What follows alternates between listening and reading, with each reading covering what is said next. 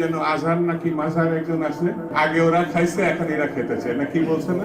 মিজানুর রহমান আজহারী সাহেব তার যশোরের মাহফিলে বলেছেন, দেশে আহামরি কোনো পরিবর্তন আসে নাই, এক দল খেয়ে গেছে আর এক দল খাওয়ার জন্য বসে আছে। আপনারা বলেন উনি কি কথাটা ভুল বলেছেন না ঠিক বলেছেন? আপনারা বাঘের মতো আমাকে উত্তর দিবেন আওয়াজ করে। প্রিয় কলিজার টুকরা রংপুরের ভাইরা, আজহারী সাহেব কি কোনো দলের নাম উল্লেখ করেছিলেন? এই যে আস্তে কথা বললেন, কোন দলের নাম বলেছেন? কোন ব্যক্তির নাম মেনশন করেছেন? উনি জাস্ট বলেছেন এক দল খেয়ে গেছে আর এক দল খাওয়ার জন্য বসে আছে, এতেই কিছু লোকের গায়ে আগুন ধরে গেছে।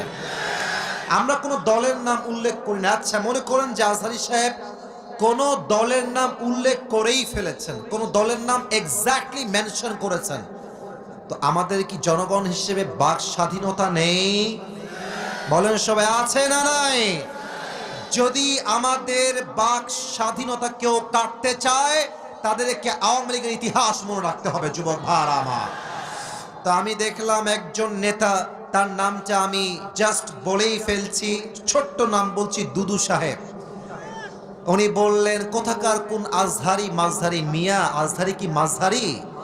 এটা কি আপনাদের সস্তা মনে হয়? আজহারি এটা হচ্ছে বাংলাদেশের ব্র্যান্ডের নাম। যুবক ভাইরা আমার, আচ্ছা আপনি বলেন, এই যে একজন নেতা, দলের নেতা একজন আলেমকে বলছে আজহারি মাঝহারি কোথাকার কে, এটাই প্রমাণ যে সে মানুষটা শিক্ষিত হতে পারে না। একজন শিক্ষিত মানুষ আলেমকে কথা বলবে পরিপূর্ণ শ্রদ্ধার সাথে, সম্মানের সাথে। রংপুরের ভাইরা আমার, আচ্ছা আপনি আমার